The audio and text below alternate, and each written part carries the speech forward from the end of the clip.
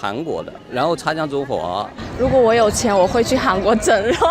下巴、鼻子。 연일 한국에 대한 열등감이 폭발하는 와중에 한 엘리트 유학생의 충격 폭로에 베이징이 발칵 뒤집어졌습니다. 왜 한국인은 단 10초 만에 통과하는데 우리는 7시간 동안 범죄자 취급을 받아야 합니까? 중국 최고의 엘리트 메이팅의 이야기입니다. 세계 최강 대국이라는 게 전부 거짓이었습니다. 그런데 더 충격적인 건 그 다음이었습니다. 이스라엘 대학에서 그녀가 처음 마주한 공산당의 민나 테라비브 거리에서 중국 관광객들이 저지른 소름 돋는 행동, 그리고 한국인 친구가 그녀에게 건넨 그 영상. 결국 그녀는 돌아올 수 없는 선택을 합니다. 과연 그녀가 선택한 것은 무엇이었을까요? 지금 바로 시작합니다. 예루살렘 감람산에 부는 바람은 몹시 찼습니다. 제 손에 들린 스마트폰 화면에는 전송 실패라는 붉은 글씨가 선명하게 떠 있었습니다. 사랑하는 어머니에게 보낸 마지막 메시지였습니다. 어머니는 저를 차단했습니다. 조국은 제 여권을 말소시켰고 가족은 저를 호적에서 지워버렸습니다. 저는 하루아침에 국적 없는 유령이 되었습니다. 발밑으로는 수천 년의 역사를 품은 예루살렘 구시가지가 황금빛으로 빛나고 있었지만 제 마음은 끝없는 심연으로 추락하고 있었습니다. 베이징 대학교 국제정치학과 수석 졸업, 국가전액 장학금을 받는 히브리 대학교 교환학생. 불과 몇 달 전만 해도 저는 조국의 자랑이자 미래였습니다. 부모님은 베이징 공항에서 제 손을 잡고 눈물을 흘리며 말씀하셨습니다. 가서 중화민족의 위대함을 보여주고 오너라. 너는 우리의 자랑스러운 딸이다. 저 역시 그렇게 믿어 의심치 않았습니다. 서구 세력이 아무리 우리를 견제해도 결국 세계의 중심은 우리 조국이 될 것이라는 맹목적인 확신이 제 피 속에 흐르고 있었으니까요. 하지만 이 모든 굳건한 믿음과 제 평생의 상식이 산산조각 나는 데는 그리 오랜 시간이 걸리지 않았습니다.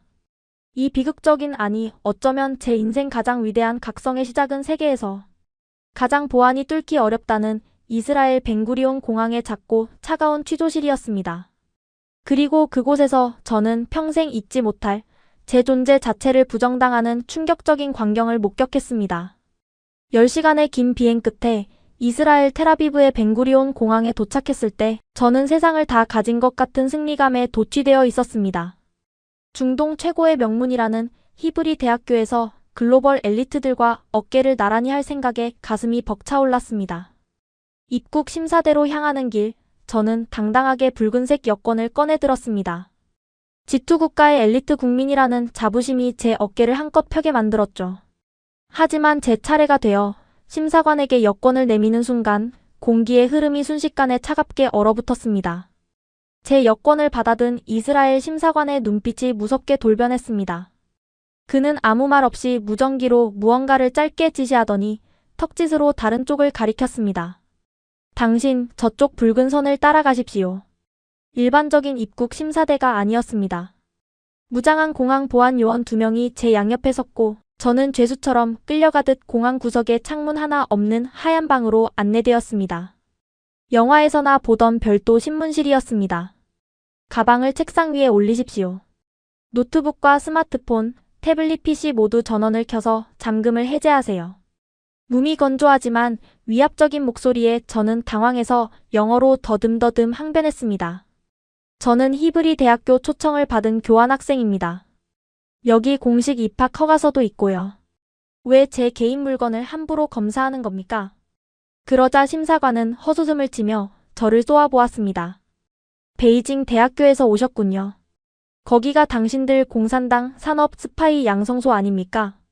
우리 이스라엘의 첨단 기술을 훔쳐가려고 위장 입학하는 경우가 한두 번이 아니란 말입니다. 당장 기기 잠금 푸세요. 스파이 양성소라니. 저는 귀를 의심했습니다. 14억 인구 중 최고의 인재들만 모인다는 명문대가 졸지에 범죄자 양성소 취급을 받다니요. 얼굴이 화끈거리고 수치심에 손끝이 떨렸지만 총을 찬 요원들 앞에서 제가 할 수 있는 것은 아무것도 없었습니다. 그들은 제 노트북의 모든 폴더를 뒤졌습니다. 연구 논문 초안, 개인적인 사진, 심지어 위챗 메신저의 은밀한 대화 내용까지 번역기를 돌려가며 샅샅이 검열했습니다. 전공이 국제정치학이라는 이유로 그들의 추궁은 더욱 집요해졌습니다.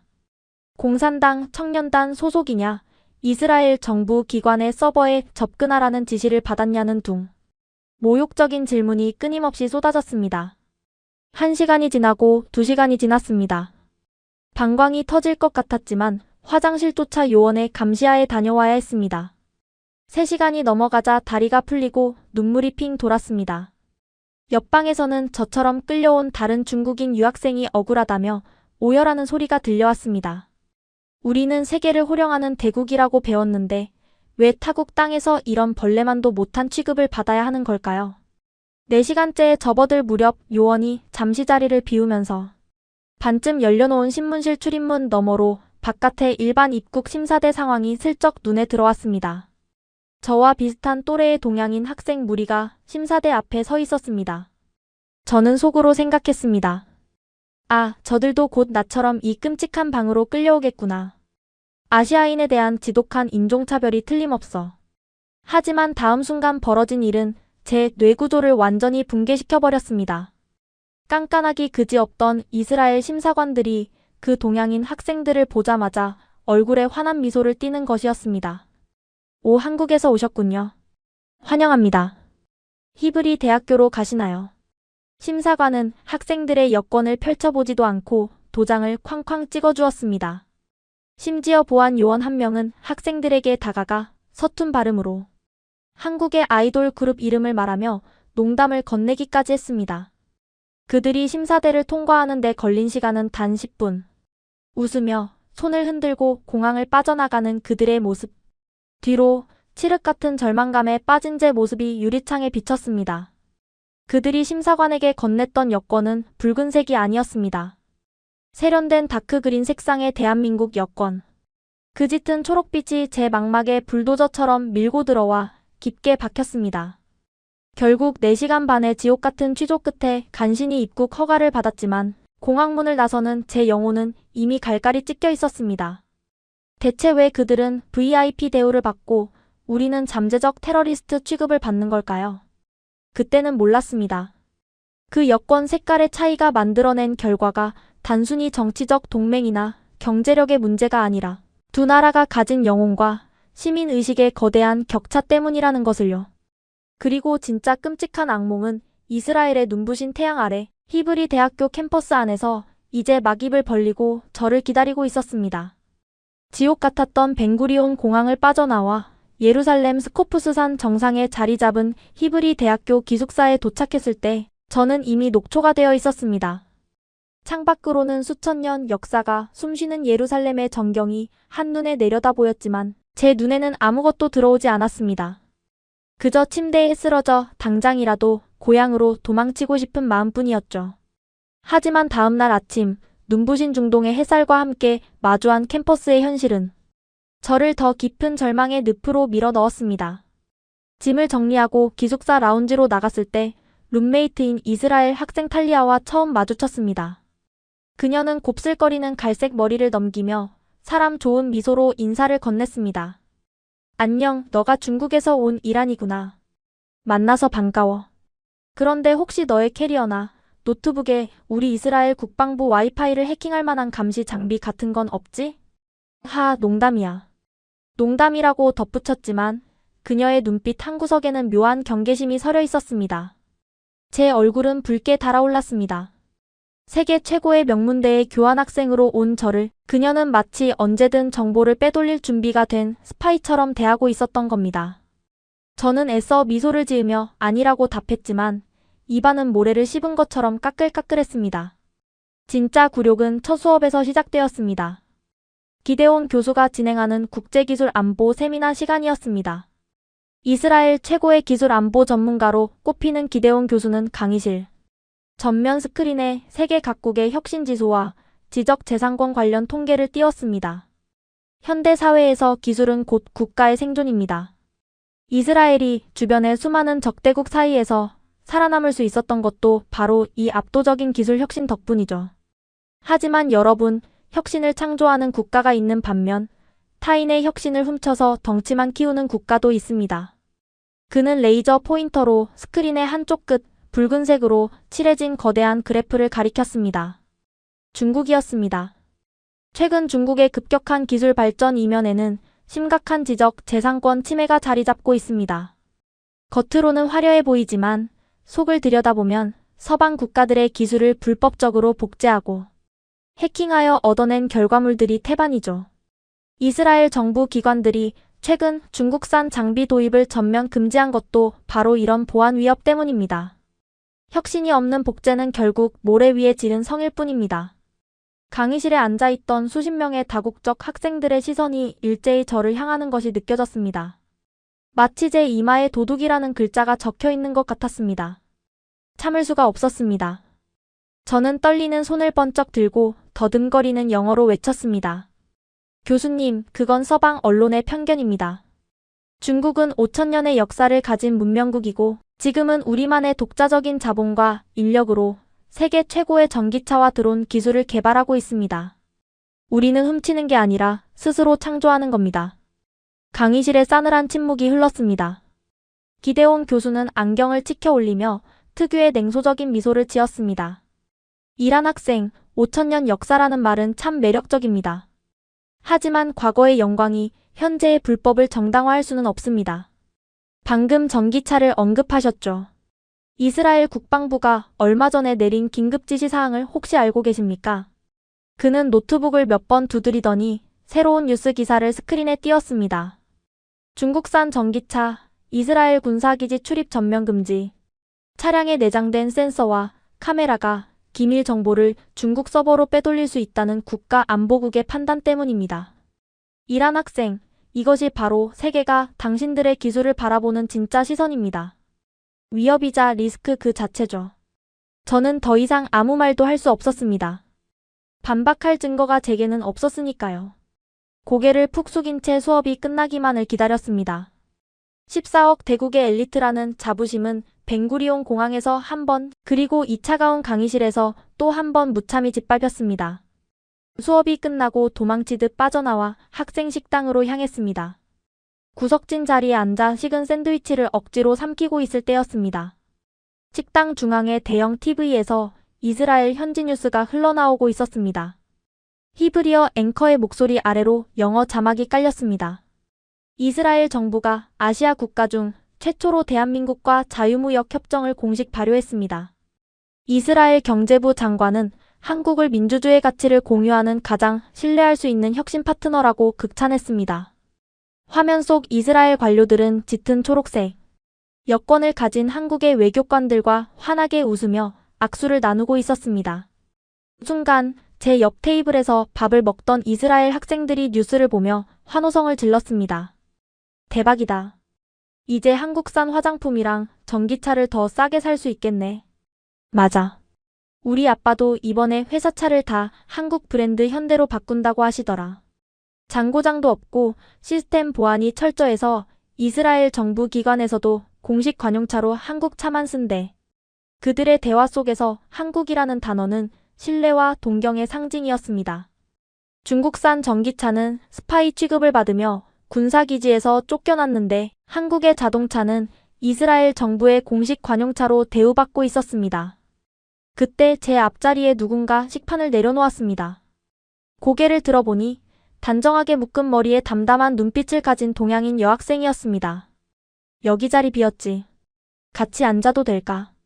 그녀가 바로 세인이었습니다. 한국에서 온 교환학생. 공항에서 단 10분 만에 모든 심사를 통과하고 환한 미소로 빠져나갔던 그 부러운 무리 중 한 명이었습니다. 난 세인이라고 해. 너는 국제정치학 수업 듣는 이란 맞지? 그녀의 인사에 대답하기도 전에 주변에 있던 다른 외국인 학생들이 세인에게 다가왔습니다. 세인, 너 어제 새로 나온 K-팝 뮤직비디오 봤어. 안무가 너무 멋지더라. 나중에 나 한국어 좀 가르쳐주면 안 돼? 세인, 너가 쓰는 그 스마트폰 새로 나온 갤럭시 시리즈 맞지? 나도 다음번엔 그걸로 바꾸려고. 카메라 성능이 장난이 아니더라. 세인은 사람들의 관심과 호의에 익숙한 듯 여유롭고 친절하게 대답해 주었습니다. 그녀의 주위에는 항상 밝고 긍정적인 에너지가 넘쳤습니다. 이스라엘 학생들, 유럽에서 온 유학생들, 심지어 식당의 청소 노동자까지도 세인에게는 친근하게 인사를 건넸습니다. 저는 식판만 뚫어지게 쳐다보며 속으로 수천 번 질문을 던졌습니다. 도대체 왜? 우리는 세계 2위의 경제 대국이고 인구도 14억이나 되는데 저 작은 5천만 인구의 나라는 어떻게 전 세계 어딜 가도 VIP 대우를 받는 거지? 왜 내 옆에 이 한국인 친구는 어딜 가나 환영받고 나는 어딜 가나 잠재적 범죄자 취급을 받으며 눈치를 봐야 하는 건가? 머릿속이 복잡해졌습니다. 공항에서 겪었던 차별은 단순한 우연이 아니었습니다. 이스라엘 캠퍼스, 아니, 전 세계가 이미 두 나라를 완전히 다른 시선으로 바라보고 있었습니다. 한국은 믿을 수 있는 파트너이자 문화를 선도하는 동경의 대상이었고 중국은 덩치만 큰 위협이자 훔치는 자들이었습니다. 하지만 제 안의 맹목적인 애국심은 이 명백한 현실 앞에서도 어떻게든 변명거리를 찾으려 몸부림쳤습니다. 아니야. 이건 그냥 정치적인 문제일 뿐이야. 이스라엘이 미국의 강력한 동맹국이니까 미국과 각을 세우고 있는 우리 중국을 일부러 깎아내리고 견제하는 것뿐이라고.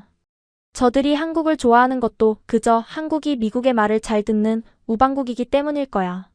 그래, 절대 우리 중국인들 자체에 문제가 있는 게 아니야. 저는 억지로 제 자신을 세뇌하며 애써 위안을 삼았습니다. 정치와 외교라는 거대한 프레임 뒤에 숨어 제가 느끼는 이 지독한 열등감을 합리화하려 했습니다. 하지만 제 이런 알량하고 비겁한 변명이 완전히 부서지는 데는 단 사흘도 걸리지 않았습니다. 주말을 맞아 기분 전환을 위해 찾아간 예루살렘 구시가지. 3000년의 성스러운 역사가 깃든 그곳에서 저는 제 두 눈을 의심할 수밖에 없는 충격적인 광경을 목격했습니다. 정치나 외교 따위로는 절대 설명할 수 없는 철저하게 바닥을 드러낸 우리 민족의 진짜 영혼과 마주하게 된 것입니다. 숨막히는 캠퍼스를 벗어나 예루살렘 구시가지로 향하는 버스 안에서 저는 창밖으로 지나가는 올리브 나무들을 보며 애써 마음을 다잡았습니다. 3000년의 역사가 겹겹이 쌓인 성스러운 도시. 기독교와 유대교, 이슬람교의 성지가 한 곳에 모여있는 이 신비로운 공간이라면 제 마음속에 가득 찬 열등감과 혼란을 조금이나마 씻어낼 수 있을 것 같았습니다. 다마스쿠스 게이트를 지나 미로처럼 얽힌 구시가지의 좁은 골목길로 들어섰습니다. 수백 년 된 석회암 벽 사이로 이국적인 향신료 냄새와 갓 구운 빵 냄새가 뒤섞여 흘러나왔습니다. 전 세계에서 몰려든 순례자들과 관광객들로 거리는 발 디딜 틈 없이 붐볐습니다. 하지만 그 복잡함 속에서도 사람들은 성지를 향한 경건함을 잃지 않고 조용히 발걸음을 옮기고 있었습니다. 시장을 구경하며 걷던 제 발걸음이 어느 작은 상점 앞에서 멈춰 섰습니다. 상점 입구에는 히브리어와 함께 또렷한 한국어 간판이 걸려 있었습니다.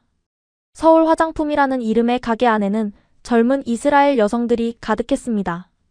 스피커에서는 경쾌한 한국의 K-팝 음악이 흘러나왔고 상점 주인으로 보이는 유대인 아주머니는 한국에서 직수입한 마스크팩을 들고 손님들에게 열심히 설명하고 있었습니다. 이게 바로 그 유명한 한국 여배우들이 쓰는 제품이에요. 성분이 너무 착해서 이스라엘의 뜨거운 태양 아래 지친 피부에 최고랍니다. 아주머니의 말이 끝나기가 무섭게 손님들은 지갑을 열었습니다. 심지어 한 소녀는 서툰 한국어로 안녕하세요, 감사합니다 라고 인사하며 물건을 받아들었습니다. 가게 한쪽 벽면에는 한국의 풍경 사진과 K-팝 아이돌의 포스터가 정성스럽게 붙어 있었습니다. 그들은 단순히 물건을 파는 것이 아니라 한국이라는 국가의 긍정적인 이미지와 문화를 통째로 소비하고 있었습니다. 저는 입술을 꽉 깨물었습니다. 불과 15년 전만 해도 서양인들에게 아시아라고 하면 을의 중국이나 일본을 떠올렸습니다. 하지만 지금 이스라엘의 가장 깊숙한 골목에서조차 동양의 기준이자 가장 세련된 문화의 상징은 대한민국이 차지하고 있었습니다. 속이 쓰렸습니다. 하지만 애써 고개를 저었습니다. 그래, 팝 문화나 화장품 같은 가벼운 소비재는 한국이 조금 더 잘할 수 있지. 하지만 진짜 국가의 품격과 무게감은 그런 데서 나오는 게 아니야. 우리는 14억의 거대한 대국이고 5000년의 찬란한 문명을 가진 나라니까. 저는 억지로 턱을 치켜들고 예수 그리스도가 십자가에 못 박히고 부활했다고 전해지는 가장 거룩한 성지, 성분묘 교회로 발걸음을 옮겼습니다.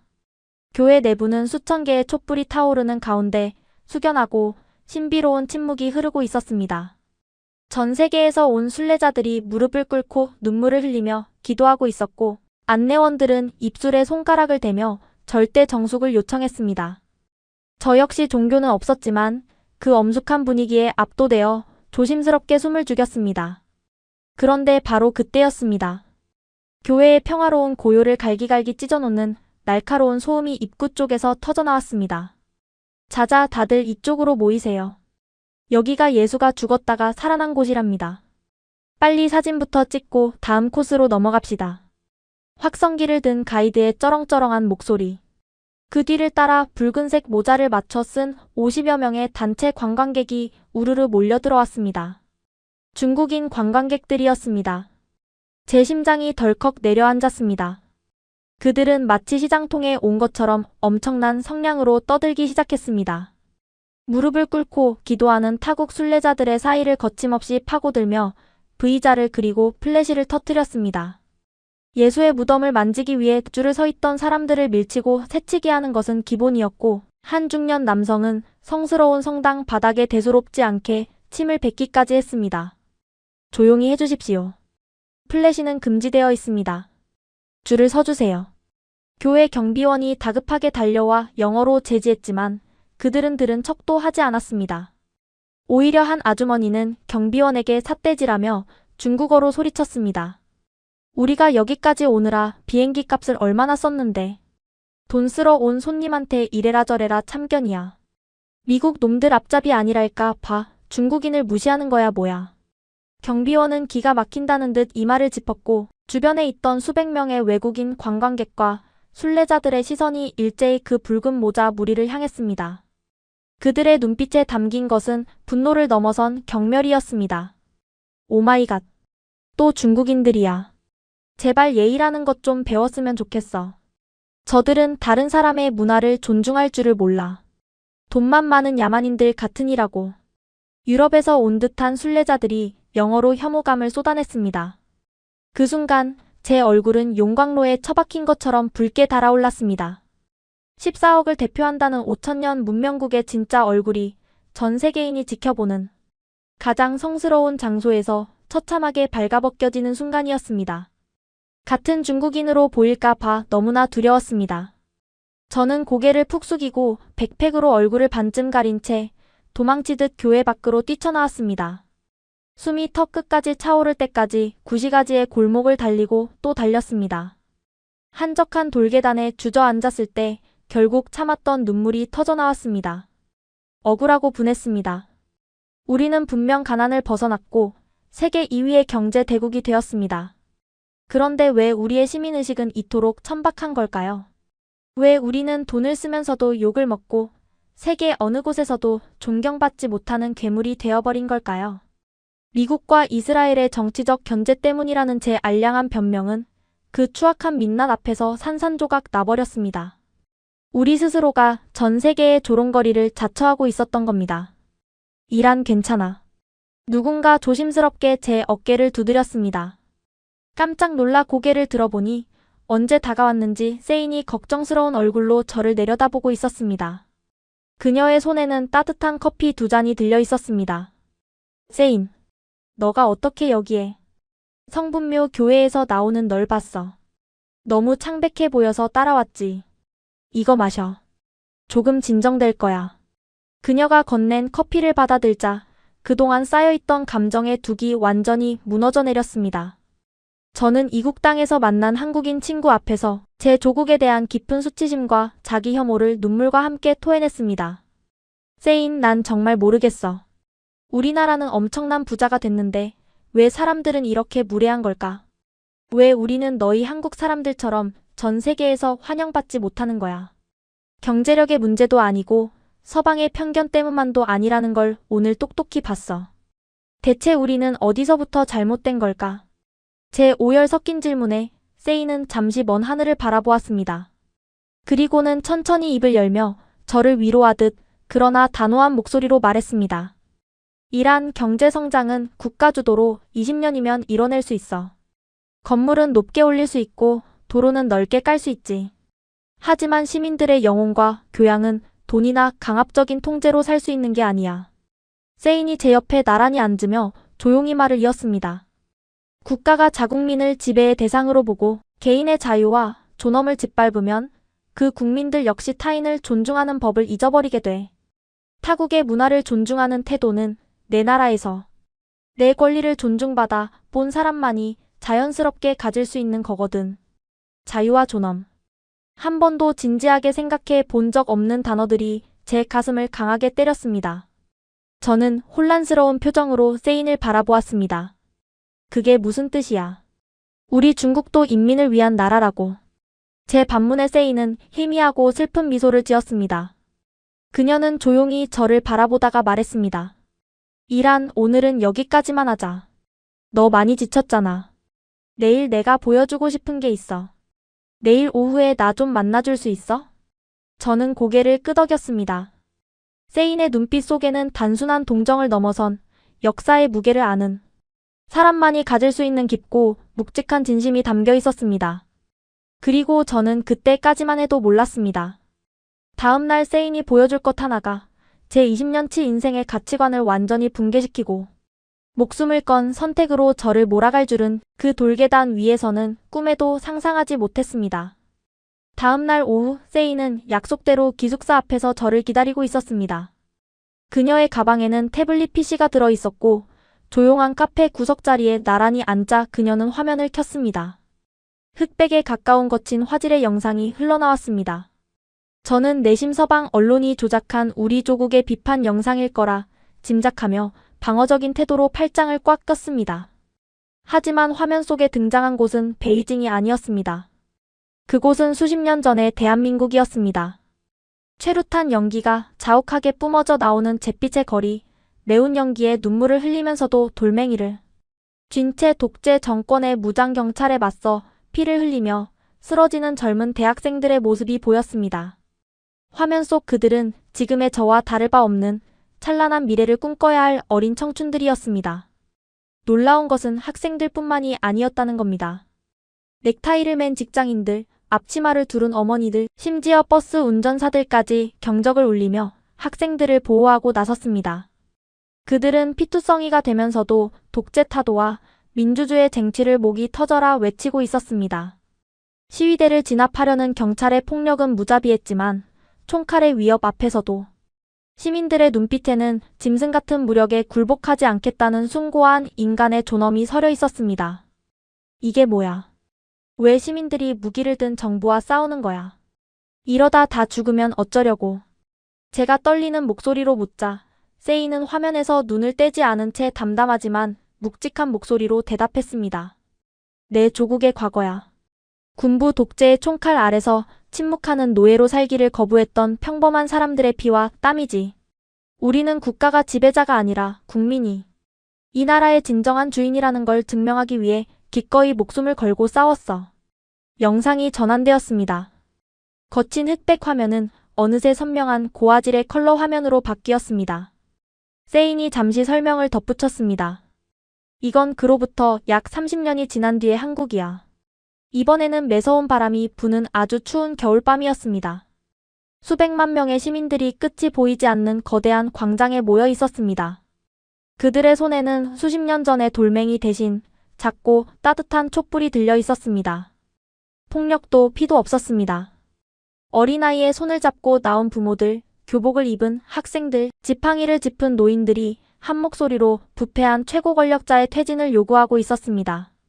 밤하늘을 수놓은 수백만 개의 촛불은 마치 거대한 은하수 같았습니다. 그리고 마침내 거대한 철옹성 같았던 권력자는 시민들의 평화로운 촛불과 법의 심판 앞에 무릎을 꿇고 자리에서 물러났습니다. 온몸에 소름이 돋았습니다.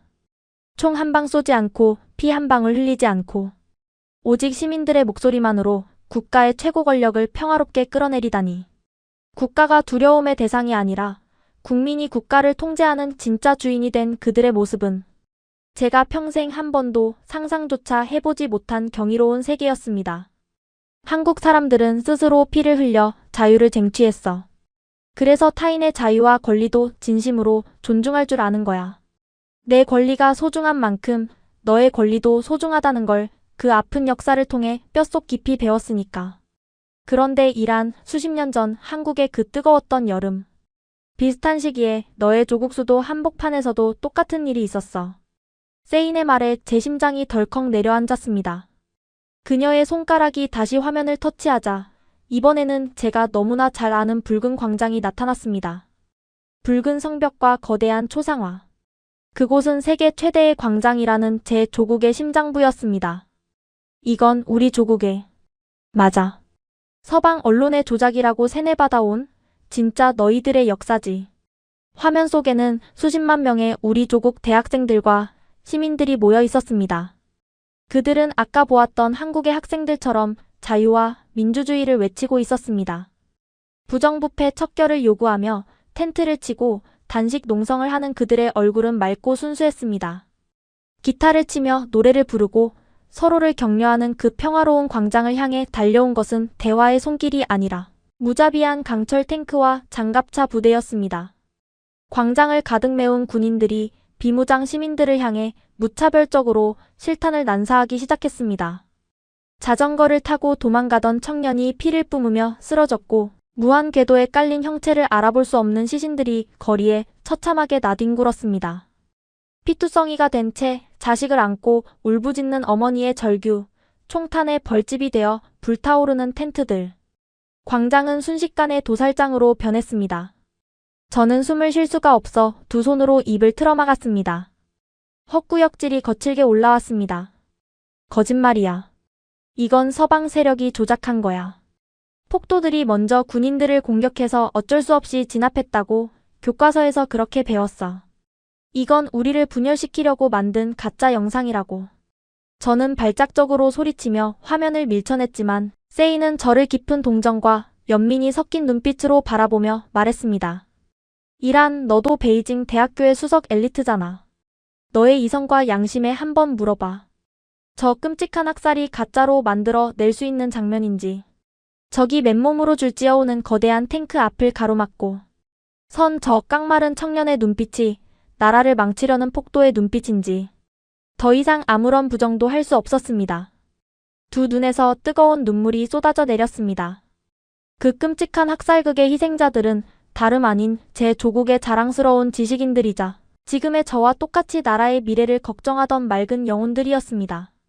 하지만 조국의 권력자들은 그 영혼들을 탱크로 깔아뭉개고 기관총으로 쏘아 죽인 뒤 역사에서 흔적조차 남기지 않고 지워버렸습니다. 한국은 독재와 싸워 이겼고 자유민주주의를 쟁취했어. 하지만 너희는 철저하게 짓밟혔지. 그날 광장에 쏟아진 뜨거운 피와 함께 너희 민족이 가질 수 있었던 인간의 존엄, 타인에 대한 존중, 정의를 향한 양심까지 모조리 학살당한 거야. 세인의 차분한 목소리가 제 썩어빠진 영혼을 날카로운 메스처럼 해부했습니다. 자유를 잃고 거대한 통제에 길들여진 사람들에게 남은 건 오직 돈과 생존이라는 동물적인 본능뿐이야. 남을 밟고 서라도 나만 잘 살면 된다는 이기주의. 돈으로 모든 것을 살 수 있다는 천박한 물질 만능주의. 너가 어제 성당에서 목격한 같은 동족들의 그 무례하고 야만적인 행동들은 바로 그날 광장에서 영혼을 거세당한 민족이 만들어낸 가장 비극적인 슬픈 돌연변이일 뿐이야. 망치로 머리를 세게 얻어맞은 것 같았습니다. 제가 벵구리온 공항에서부터 줄곧 느꼈던 그 지독한 열등감의 근원이 마침내 선명해졌습니다.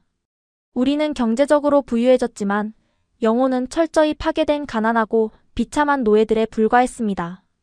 한국인들이 전 세계 어딜 가나 환영받고 빛나는 이유는 그들이 단지 부자여서가 아니라 스스로 쟁취한 자유인의 당당함과 타인을 존중할 줄 아는 성숙한 영혼을 가졌기 때문이었습니다. 그날 밤 저는 기숙사로 돌아와 밤새도록 변기를 붙잡고 구토를 했습니다. 제가 평생을 바쳐 맹신했던 조국의 위대함이 사실은 수천만 명의 피와 뼈 위에 세워진 거대한 모래성이라는 사실을 도저히 맨정신으로 견딜 수가 없었습니다. 저는 문을 걸어 잠그고 VPN을 켜서 밤이 새도록 전 세계에 금지된 자료들을 찾아 읽었습니다. 수천만 명의 농민이 굶어 죽은 비극적인 기근, 수천 년의 문화를 파괴하고 지식인들을 몽둥이로 때려 죽인 10년의 광기, 그리고 민주주의를 요구하던 광장의 끔찍한 학살까지. 제가 알던 위대한 조국의 진짜 역사는 피비린내 나는 살육과 은폐의 끔찍한 연속이었습니다. 며칠 뒤 저는 홀린 듯이 예루살렘 외곽 언덕에 자리 잡은 홀로코스트 기념관 야드바셈으로 향했습니다. 세인이 보여준 영상이 제 양심을 깨웠다면 이스라엘이라는 나라가 자신들의 뼈아픈 과거와 비극을 대하는 태도를 제 두 눈으로 직접 확인하고 싶었기 때문입니다. 삼각 기둥 모양으로 길게 뻗은 콘크리트 기념관 내부는 숨이 막힐 듯 어둡고 무거웠습니다. 유대인 학살의 끔찍한 기록과 증거들이 벽면을 가득 채우고 있었습니다. 하지만 저를 완전히 무너뜨린 곳은 기념관의 가장 끝에 위치한 이름의 전당이었습니다. 거대한 원형 돔 형태의 높은 천장에는 나치에게 학살당한 수백만 명의 희생자, 얼굴 사진들이 빼곡하게 모자이크처럼 붙어 있었습니다. 그리고 그 아래 끝없이 깊은 우물 같은 커다란 구덩이가 파여 있었습니다. 기념관을 방문한 전 세계의 유대인들과 관광객들은 그 구덩이 주변에 서서 희생자들의 이름을 하나하나 부르며 소리 없이 눈물을 닦고 있었습니다.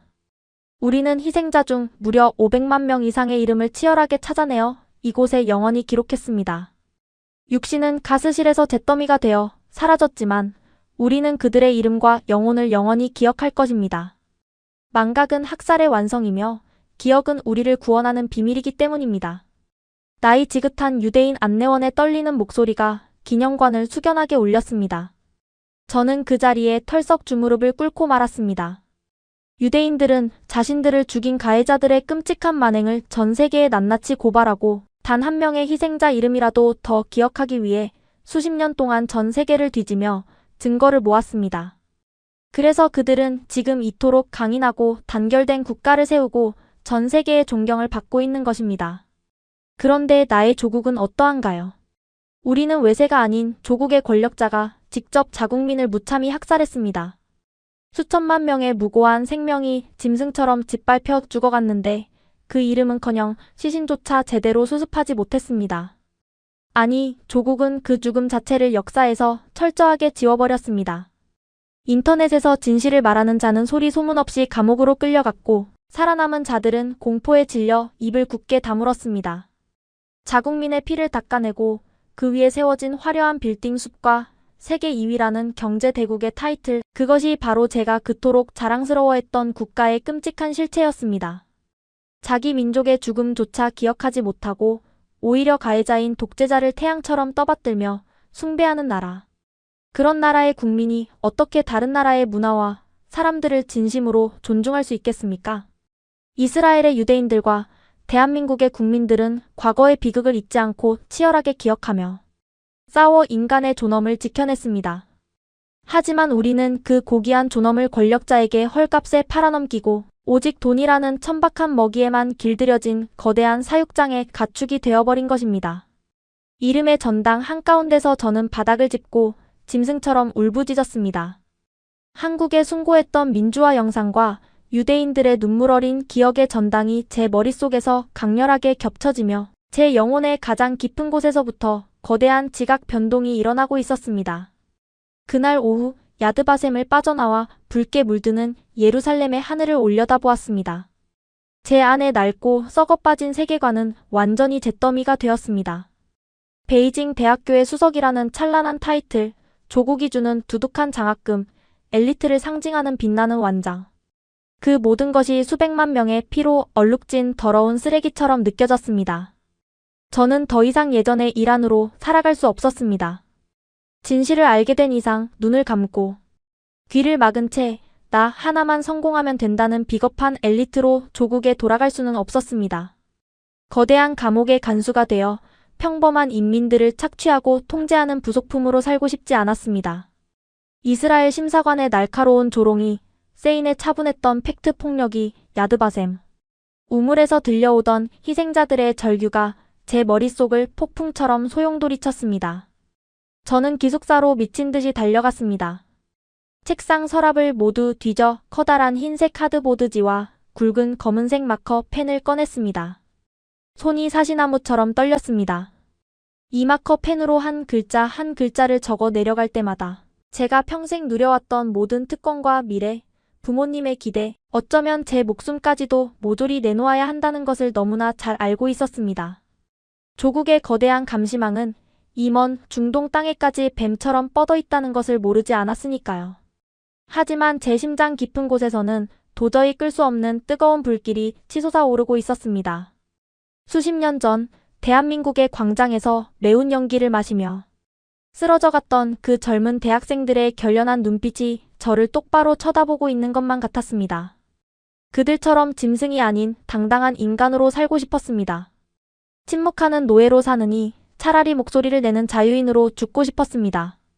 저는 숨을 깊게 들이마시고 하얀 보드 위에 서툰 히브리어와 영어, 그리고 제 조국의 언어로 커다랗게 글씨를 써내려갔습니다. 다음 날 아침, 중동의 건조한 바람이 기분 좋게 불어오는 히브리 대학교 정문 광장 앞. 수백 명의 다국적 학생들이 바쁘게 오가는 그 번화한 길목 한가운데로 저는 무거운 발걸음을 옮겼습니다. 그리고 숨을 크게 한번 내쉰 뒤 제 두 손으로 그 피켓을 머리 위로 번쩍 들어 올렸습니다. 제 평생의 모든 것을 건 이 무모하고도 숭고한 반역이 제 인생을 어떤 상상할 수 없는 지옥으로 끌고 들어갈지 피켓을 든 그 순간만 해도 저는 전혀 알지 못했습니다. 히브리 대학교 정문 앞 광장. 중동의 붉은 태양이 화살처럼 쏟아져 내리는 그 한복판에 저는 우두커니 섰습니다. 제 손에 들린 커다란 하얀 피켓에는 밤새 굵은 마커 펜으로 눌러쓴 선명한 글씨가 적혀 있었습니다. 진실을 은폐할 수는 없습니다. 천안문의 학살을 기억하십시오. 폭력적인 통제를 멈추고 인민에게 자유를 주십시오. 영어와 히브리어, 그리고 제 조국의 언어로 붉게 적어내린 그 문구는 20년 넘게 거짓 속에 갇혀 살았던 제 영혼이 세상 밖으로 터트린 피 맺힌 절규였습니다. 피켓을 치켜든 제 두 팔은 사시나무처럼 덜덜 떨렸고 심장은 금방이라도 갈비뼈를 뚫고 튀어나올 듯 거칠게 박동했습니다. 처음 10분 동안은 세상의 모든 공기가 저를 압사시킬 것만 같았습니다. 지나가는 다국적 학생들은 걸음을 멈추고 제 피켓을 유심히 읽어 내려갔습니다. 호기심 어린 시선들이 꽂힐 때마다 고개를 숙이고 싶었지만 저는 입술에서 피가 날 정도로 꽉 깨물며 억지로 버텼습니다. 놀라운 일은 그 다음부터 일어났습니다. 몇몇 이스라엘 학생들이 제게 다가와 조용히 엄지를 치켜세우며 영어로 엄청난 용기라고 당신의 행동을 지지한다고 말해주었습니다. 지나가던 한 유럽 유학생은 근처 카페에서 따뜻한 커피를 사다 제 발밑에 놓아주며 끝까지 응원하겠다고 속삭였습니다. 그들의 지지와 연대. 그것은 제가 난생 처음으로 겪어보는 국가의 감시와 검열을 거치지 않은 순수하고도 따뜻한 인간 대 인간의 온기였습니다. 눈시울이 붉어졌습니다. 내가 혼자가 아니라는 사실에 묘한 안도감이 밀려왔습니다. 하지만 그 작고 소중한 평화는 그리 오래가지 않았습니다. 정오가 지나고 대형 강의실에서 쏟아져 나오던 붉은 물이, 즉 제 조국에서 온 수십 명의 유학생들이 저를 발견한 것입니다. 처음에는 피켓의 내용을 믿지 못하겠다는 듯 눈을 비비며 다가오던 그들은 곧이어 피켓을 들고 있는 사람이 베이징 대학교의 수석 교환학생 이란이라는 사실을 확인하고는 짐승처럼 돌변했습니다. 저 배신자년. 네가 감히 조국을 팔아먹어. 순식간에 20여 명의 유학생들이 험악한 표정으로 저를 둥글게 에워쌌습니다. 그들의 눈빛에는 이성을 잃은 광기와 체제에 대한 맹목적인 적개심이 이글거리고 있었습니다. 미국 CIA 돈을 얼마나 처먹은 거냐. 서방 세계의 개가 돼서 나라를 비방하니까 배가 부르더냐. 이 매국노년아. 너 혼자 튀어보겠다고 수작 부리는 것 같은데 너 때문에 여기 이스라엘에 있는 우리 모두가 스파이로 의심받게 생겼잖아. 당장 그 더러운 종이 쪼가리 찢어버려. 얼굴을 붉힌 한 남학생이 쌍욕을 내뱉으며 제게 달려들어 피켓을 낚아채려 했습니다. 저는 본능적으로 온몸을 던져 피켓을 끌어안고 바닥에 뒹굴었습니다. 거친 아스팔트 바닥에 무릎이 까지고 피가 흘렀지만 저는 소나기에 힘을 풀지 않았습니다.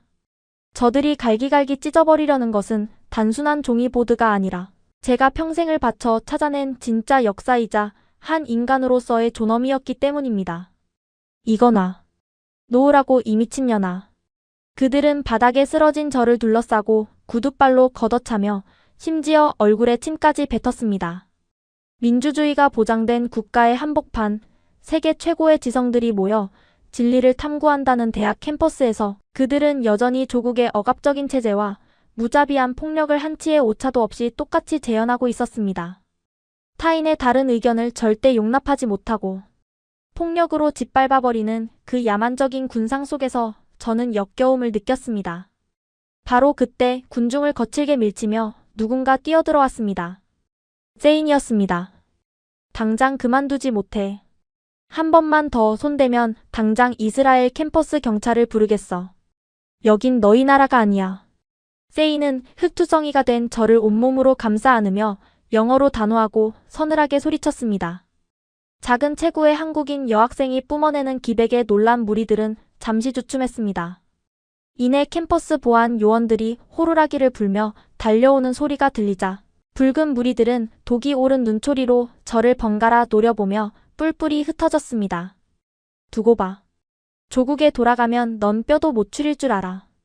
세인의 부축을 받아 간신히 기숙사방으로 돌아왔습니다. 찢어진 옷을 갈아입고 상처난 무릎에 소독약을 바르면서도 저는 덜덜 떨리는 몸을 주체할 수 없었습니다. 눈물이 쉴 새 없이 흘러내렸습니다. 하지만 이것은 제가 진실을 입에 올린 대가로 치러야 할 끔찍한 고통의 아주 작은 서막에 불과했습니다. 방 안에 무거운 정막을 깨고 침대 위에 던져두었던 제 스마트폰이 요란하게 울기 시작했습니다. 액정에 뜬 글자를 보는 순간 등줄기를 타고 서늘한 얼음장 같은 공포가 기어올랐습니다. 발신자 표시 제한. 떨리는 손으로 통화 버튼을 누르고 스마트폰을 귀에 가져다 댔습니다. 이란 학생. 히브리 대학교 교환학생 맞으시죠? 아주 차갑고 건조한 중년 남성의 목소리였습니다. 이스라엘이 아닌 제 조국의 언어인 중국어였습니다. 누구십니까? 텔아비브 주재 대사관입니다. 오늘 캠퍼스 광장에서 아주 불미스러운 소란이 있었다고 실시간으로 보고를 받았습니다. 이란 학생, 타국에서 학업에 스트레스가 많아 잠시 정신이 나간 모양인데 그깟 종이 쪼가리 하나 들고 서 있는다고 우리 조국의 위대한 체제가 무너질 것 같습니까? 목소리에는 화를 내는 기색조차 없었습니다. 오히려 감정이 철저히 배제된 그 싸늘한 어조가 언제든 저라는 작은 개인을 짓밟아 지워버릴 수 있다는 거대 권력의 오만함을 증명하고 있었습니다. 저는 정신이 나간 게 아닙니다. 거짓된 역사에 속아왔다는 걸 깨달았고 이제는 침묵하지 않기로 선택했을 뿐입니다. 제가 쥐어짜듯 떨리는 목소리로 항변하자 수화기 너머에서 짧고 불쾌한 비웃음 소리가 들려왔습니다. 진실, 선택, 어쭙잖은 영웅 놀이는 그쯤 해두시죠. 당신은 아무것도 선택할 권리가 없습니다. 이란 학생의 아버지가 베이징 제3구역의 세관에서 핵심 공무원으로 일하고 계시죠. 그리고 어머니는 매일 아침 8시 정각에 집 앞 인민공원으로 태극권을 하러 나가시고요.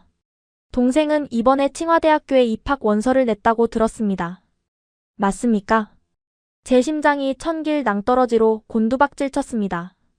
숨이 턱 막혀서 컥컥거리는 마찰음만 새어나왔습니다. 이란 학생 하나가 민주투사 행세를 하겠다고 설쳐대는 바람에 고국에 있는 그 훌륭한 가족들의 평화로운 일상이 하루아침에 산산조각 난다면 그것 참 끔찍한 비극 아니겠습니까?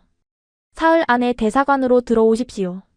들어와서 반성문을 쓰고 조국을 비방하는 서구 세력의 꼬임에 넘어가 돈을 받고 거짓된 시위를 했다는 자백 영상을 찍으십시오. 그리고 조용히 짐을 싸서 귀국하면 이번 일은 젊은 날의 치기로 덮어주겠습니다. 당신들이 인간입니까? 내 가족은 아무것도 모릅니다. 아무 잘못이 없어요. 제발 우리 가족은 건드리지 마십시오. 제가 비명을 지르듯 소리쳤지만 남자는 일말의 동요도 없이 말을 이었습니다. 선택은 당신이 하는 겁니다. 우리 조국은 배신자를 절대 잊지 않고 용서하지도 않습니다. 사흘입니다. 대사관 문턱을 넘지 않는다면 그 이후에 베이징의 가족들에게 벌어질 모든 파멸은 온전히 당신의 이기심 탓입니다. 뚜뚜뚜. 전화가 끊겼습니다. 저는 스마트폰을 바닥에 내동댕이 치고 머리칼을 쥐어뜯으며 방바닥을 뒹굴었습니다. 짐승 같은 절규가 터져나왔습니다. 거대한 국가의 권력이 2000km가 넘게 떨어진 중동의 작은 방 안까지 독사처럼 다리를 틀고 들어와 제 목을 조르고 있었습니다. 그들은 저를 직접 체포하거나 때리지 않았습니다. 대신 제가 세상에서 가장 사랑하는 부모님의 목숨줄을 쥐고 저를 협박했습니다. 그것이 바로 조국이 인민의 입을 틀어막고 영혼을 지배하는 가장 비열하고 악랄한 방식이었습니다. 그날 밤부터 사흘은 영원히 끝나지 않을 지옥이었습니다. 기숙사 방문을 굳게 걸어 잠그고 창문의 블라인드까지 모두 내렸지만 누군가 어둠 속에서 저를 감시하고 있다는 지독한 편집증적 공포에서 벗어날 수 없었습니다. 스마트폰을 다시 켜보니 조국의 유학생들이 사용하는 온라인 커뮤니티와 위챗, 메신저는 이미 저를 향한 끔찍한 사이버 마녀 사냥으로 도배되어 있었습니다. 제 얼굴 사진에 붉은색 X자가 쳐진 끔찍한 합성 이미지가 수천 번씩 공유되고 있었고, 저를 납치해서 강간하고 토막내 죽여버리겠다는 섬뜩한 살해 협박 메시지가 초 단위로 쏟아졌습니다. 심지어 제가 사는 기숙사 동과 방 번호까지 버젓이 공개되어 있었습니다. 이스라엘에서 저와 친하게 지냈던 유학생 친구들은 보복이 두려워 일제히 저를 연락처에서 차단했습니다. 저는 철저하게 고립된 바다 한가운데의 외로운 섬이 되었습니다. 어둠 속에서 무릎을 끌어안고 덜덜 떨며 밤을 새웠습니다. 대사관에서 최후 통첩으로 못 박은 사흘의 시한이 시시각각 다가오고 있었습니다. 당장 대사관으로 달려가서 무릎을 꿇고 살려달라고, 제가 미쳤었다고 빌어야 할까. 대본대로 거짓 자백 영상을 찍고 꼬리를 내리면 적어도 내 부모님과 동생은 무사할 수 있지 않을까. 하지만 그렇게 조국으로 끌려가면 저는 평생 감시 속에 살며 영혼 없는 고기 덩어리로 전락하게 될 것이 뻔했습니다. 살아도 살아있는 것이 아닌 짐승의 삶을 살게 될 것입니다. 자유와 가족, 신념과 혈육, 인간이 마주할 수 있는 가장 잔혹한 선택의 기로에서 저는 완전히 붕괴해버렸습니다. 숨을 쉴 때마다 가슴 한가운데에 시뻘겋게 달궈진 쇠꼬챙이가 박히는 것처럼 고통스러웠습니다. 멍한 눈으로 책상 위에 놓인 태블릿 PC를 바라보았습니다. 야드바셈 기념관의 끝없는 이름들과 세인이 보여주었던 그 찬란하고도 끔찍했던 수십 년 전의 역사. 영상들이 환영처럼 스쳐 지나갔습니다. 거대한 탱크 앞을 홀로 맨몸으로 가로막았던 그 깡마른 청년은 지켜야 할 가족이 없었을까요? 칠흑 같은 어둠 속에서 촛불을 들고 광장으로 나섰던 한국의 수백만 시민들은 잃을 것이 없어서 거리에 섰을까요? 그들은 모두 알고 있었던 겁니다. 오늘 내가 두려움에 굴복하고 무릎을 꿇으면 내일 내 자식은 더 끔찍한 통제의 지옥에서 입이 꿰매어진 노예로 살아야 한다는 것을요. 진정한 자유란 누군가의 피눈물 나는 숭고한 희생 없이는 절대 거저 주어지지 않는다는 그 무겁고도 무서운 진리를 말입니다. 사흘째 되는 날 아침 동이틀 무렵이었습니다.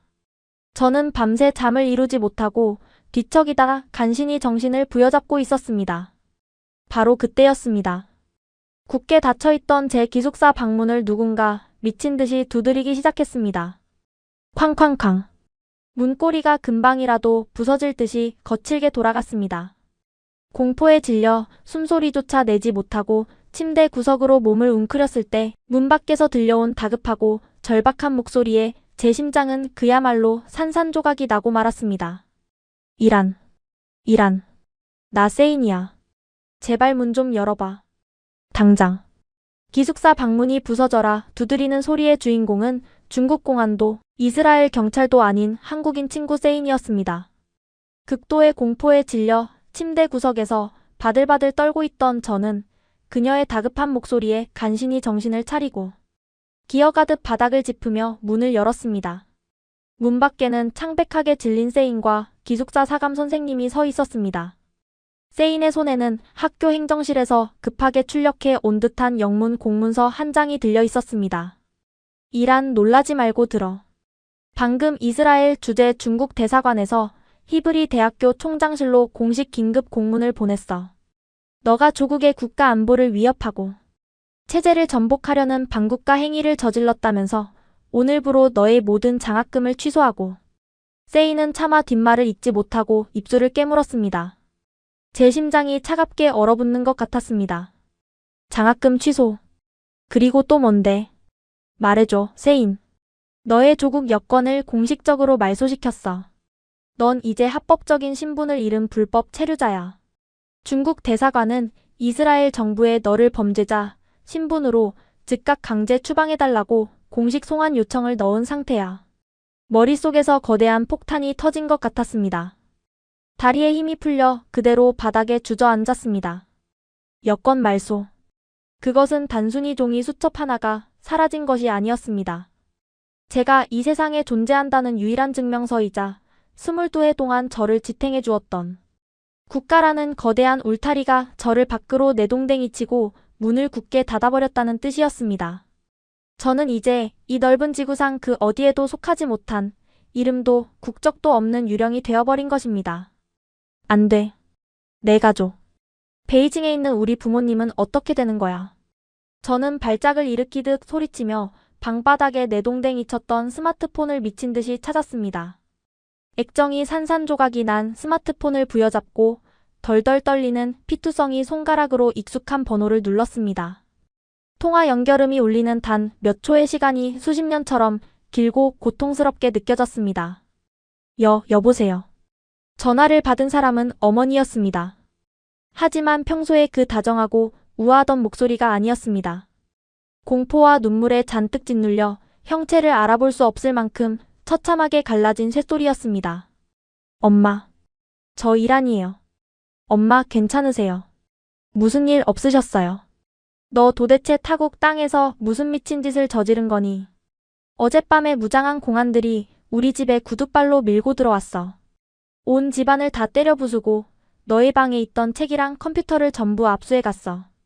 반역자의 소굴이라면서. 어머니의 오열하는 소리 너머로 무언가 둔탁하게 부서지는 소리와 함께 아버지의 미친 듯한 고함 소리가 들려왔습니다. 그녀는 이제 우리 딸이 아니야. 당장 전화 끊어. 그년 때문에 우리 집안이 다 몰살당하게 생겼어.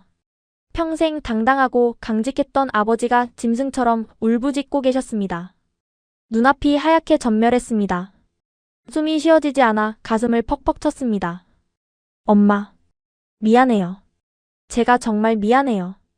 저는 그저 우리가 속고 살았다는 진실. 그깟 진실이 너의 부모 목숨보다 중요하니. 너희 아빠 오늘 아침에 직장에서 파면당했어. 평생을 바친 직장인데 짐도 못 챙기고 쫓겨났어. 너의 남동생은 칭화대학교 입학이 전면 취소됐어. 연자제야. 우리 가족은 이제 베이징에서 숨도 쉬고 살 수 없는 천민이 되어버렸다고. 어머니의 절규가 제 긴막을 찢고 들어와 심장에 비수를 꽂았습니다. 거대한 국가 권력은 20대 여학생 하나를 굴복시키기 위해 가장 비열하고 악랄하게 그 가족의 핏줄을 인질로 잡고 난도질을 하고 있었습니다. 제발 돌아와 이란. 지금 당장 대사관에 가서 무릎을 꿇고 살려달라고 빌어. 서방 세력의 세뇌당해서 미쳐졌다고 혀를 깨물고 자백해. 제발 이 어미를 살려다오. 너희 아빠가 목을 매달고 죽겠다고 저러고 있어. 제발 돌아와. 어머니는 수화기 너머에서 숨이 넘어가도록 통곡하며 제게 애원했습니다. 당장이라도 비행기 표를 끊어 조국으로 날아가 그들의 발밑에 엎드려 제 영혼을 다 바치겠다고 맹세하고 싶었습니다. 내 가족을 살릴 수만 있다면 영원히 입이 꿰매어진 노예로 살아도 좋다고 생각했습니다.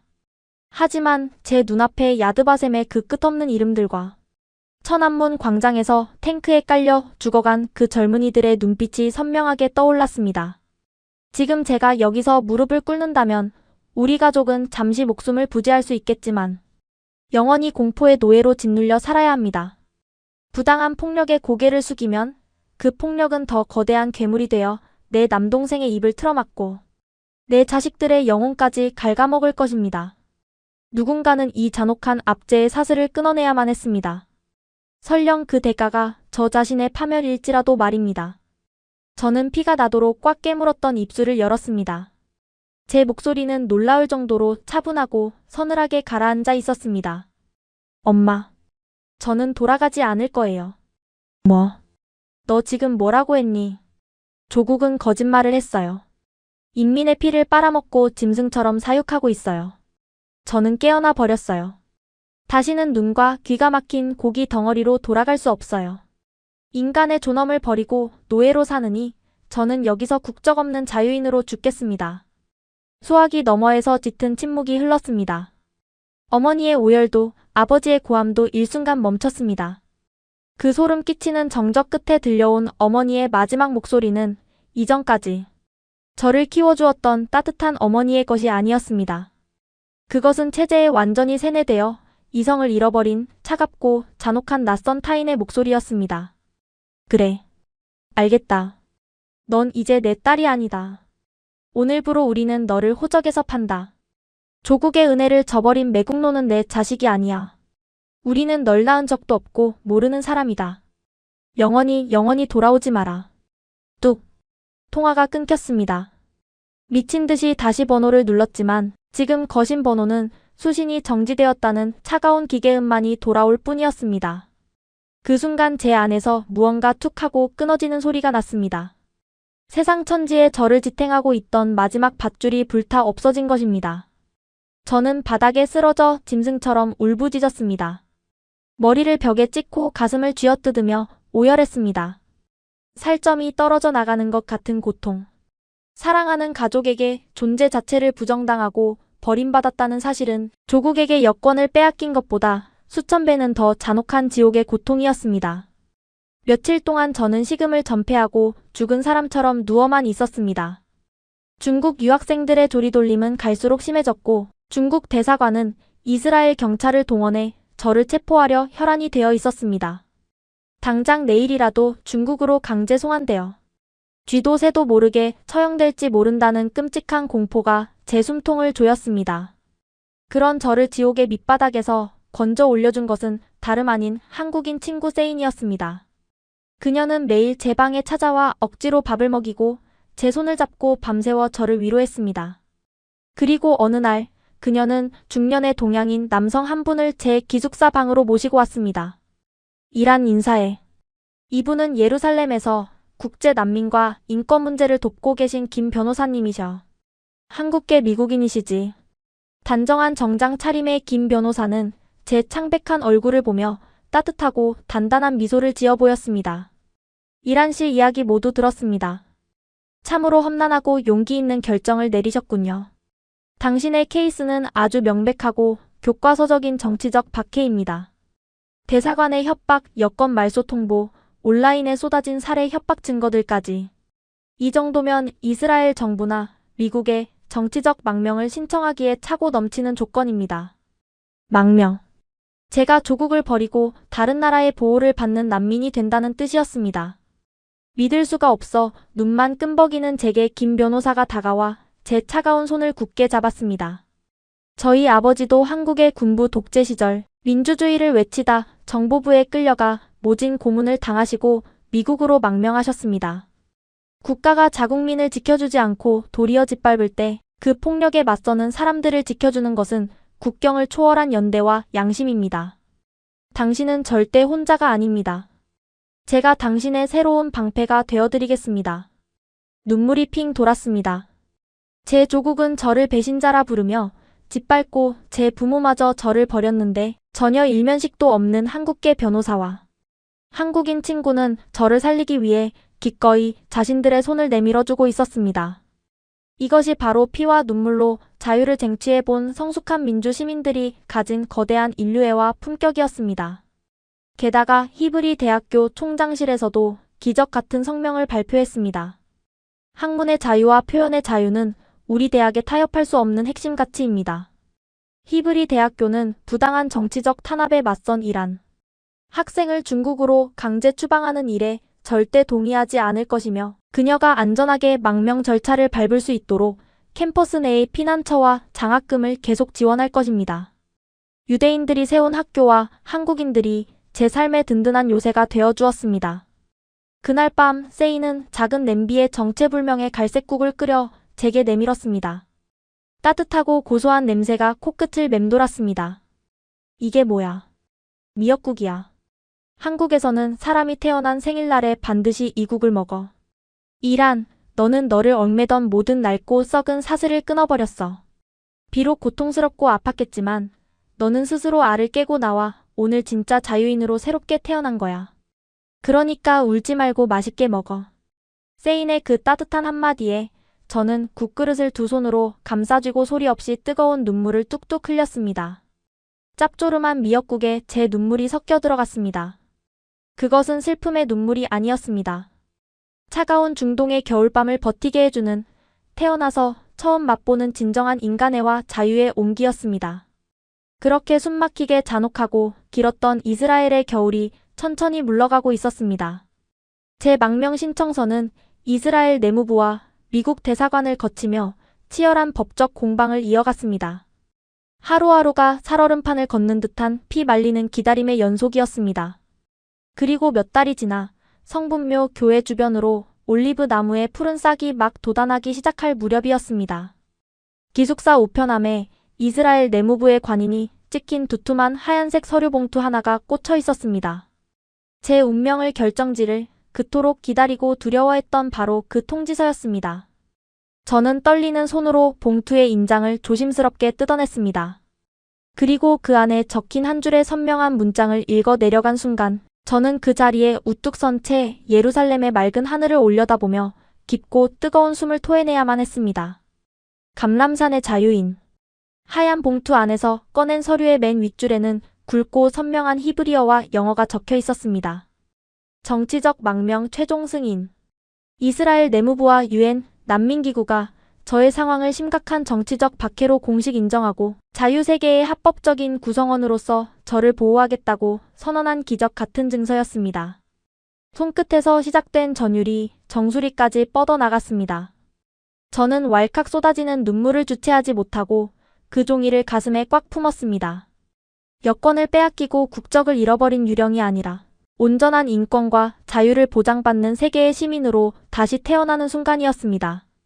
저를 지옥에서 건져 올려준 세인과 김 변호사님이 번갈아 제 어깨를 감싸 안으며 조용히 속삭였습니다. 정말 고생 많았다고, 이제 당신은 완벽한 자유인이라고 말입니다. 그날의 진력, 저는 홀로 예루살렘의 감람산 정상에 올랐습니다. 이스라엘의 눈부신 황금빛 노을이 3000년 역사의 구시가지를 따뜻하게 물들이고 있었습니다. 이 성스러운 언덕에서 저는 벵구리온 공항에 처음 도착했던 그날의 저를 떠올렸습니다. 14억 대국의 엘리트라는 헛된 자만에 빠져 타인의 자유와 존엄을 짓밟는 거대한 폭력을 찬양했던 어리석고 가엾은 영혼. 하지만 이제 저는 압제의 사슬을 끊고 진실을 마주한 한 명의 단단한 인간이 되었습니다. 저는 주머니에서 액정이 깨진 스마트폰을 꺼냈습니다. 그리고 수신이 정지된 영원히 닿지 않을 어머니의 번호를 누르고 천천히 메시지를 적어 내려갔습니다. 사랑해요, 엄마. 저를 낳아주셔서 감사합니다. 비록 조국과 가족은 저를 버렸지만 저는 한 번도 당신들을 원망하지 않습니다. 언젠가 우리의 고향에도 그날의 한국처럼 촛불이 타오르고 억압의 벽이 무너지는 날, 그때 자유로운 바람이 되어 다시 만나요. 전송 버튼을 누르자 화면에는 역시나 붉은색 글씨로 전송 실패라는 알림이 떴습니다. 하지만 저는 더 이상 울지 않았습니다. 이 메시지는 당장 베이징에 닿지는 못하겠지만 제가 쟁취한 이 자유의 씨앗은 언젠가 반드시 거대한 장벽을 넘어 조국의 얼어붙은 땅에 싹을 틔울 것을 믿었기 때문입니다. 저의 등을 떠밀어준 한국의 뜨거웠던 민주화 역사, 그리고 아무런 조건 없이 저의 방패가 되어준 한국인들의 고귀한 연대는 영원히 제 피 속에 남아있을 것입니다. 저는 감람산에 부는 맑은 바람을 깊게 들이마시며 조국이 있는 동쪽 하늘을 향해 천천히 그리고 아주 당당하게 미소를 지었습니다. 여러분, 지금까지 이스라엘에서 목숨을 걸고 자유를 쟁취한 베이징 대학교 엘리트 이란의 사연을 함께 하셨습니다. 어떠셨습니까? 14억 인구를 짓누르는 거대한 감시망, 7,000km를 날아온 한 유학생의 고독한 사투, 그리고 한 명의 20대 여학생이 목숨을 걸고 마주해야 했던 수십 년 전 광장의 끔찍한 진실. 중국 대사관이 거세게 압박하며 그녀의 추방을 요구했을 때 히브리 대학교의 총장은 전 세계 언론 앞에서 이렇게 선언했습니다. 우리는 14억의 거대한 폭력보다 진실을 향해 촛불을 든 단 한 명의 자유인을 더 깊이 존경합니다. 아무도 그녀의 외침을 믿어주지 않을 때, 가족마저 그녀를 등지고 조국이 그녀의 이름을 지워버렸을 때, 그녀의 곁을 조용히 그리고 묵묵히 지켜준 것은 스스로 피를 흘려 자유를 쟁취해본 긍지를 가진 한국인 친구와 한국계 변호사였습니다. 이 이야기가 더 많은 사람에게 닿아야 한다고 생각하신다면 지금 영상을 공유해 주십시오. 여러분의 공유 하나가 진정한 자유와 국격이 무엇인지 세상에 알리고 부당한 독재에 신음하는 이들에게 희망을 전하는 위대한 연대가 됩니다. 가슴이 뜨거워지셨다면 댓글에 자유 두 글자만 남겨주십시오.